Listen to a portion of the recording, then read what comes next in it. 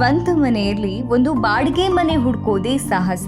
ಅಂಥದ್ರಲ್ಲಿ ಬಾಡಿಗೆ ಮನೆಯ ಟೆರೀಸ್ ಮೇಲೆ 80ಕ್ಕೂ ಅಧಿಕ ತಳಿಯ ಹಣ್ಣುಗಳನ್ನ ಬೆಳೆಸಲು ಸಾಧ್ಯನಾ?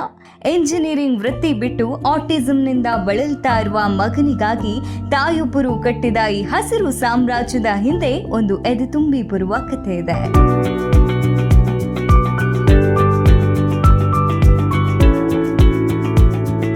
ನಾನೀಗ ಹಸಿರು ಗಿಡಗಳ ಮಧ್ಯೆ ಇದ್ದೀನಿ, ಅಂದ್ರೆ ಪ್ರಕೃತಿಯ ಸೌಂದರ್ಯದ ನಡುವಲ್ಲಿದ್ದೀನಿ ಅಂತ ಹೇಳಿದ್ರೆ ತಪ್ಪಾಗ್ಲಿಕ್ಕಿಲ್ಲ.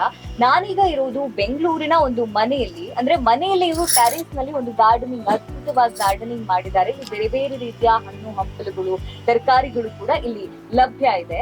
ಆದ್ರೆ ಈ ಒಂದು ಗಾರ್ಡನಿಂಗ್ ನ ಹಿಂದೆ ಒಂದು ಕಥೆ ಇದೆ.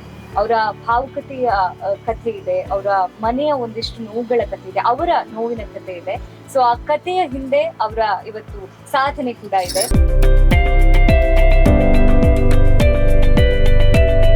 Actually, I'm from Andhra, Visakhapatnam. I finished my MCA post-graduation. After that, I got married and moved to Bangalore. I was working as a software employee. I have a kid, a boy. When he was 5 years old, he was diagnosed with autism.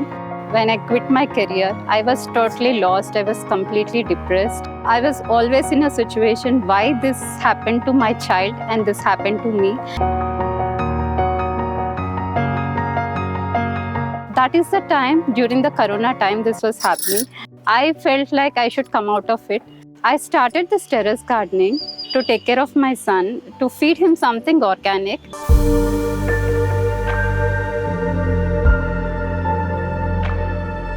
My doctor suggested me to start something to deviate from your depression, to start something. I have not taken any medication or anything. Only with her suggestion, I started into gardening. Initially, I started with leafy vegetables. That is the best thing to grow, like methi, coriander, all these things. And with Bangalore temperature, with moderate temperatures, it is very good. Gardening really very easy to grow plants here. And this really gave me peace.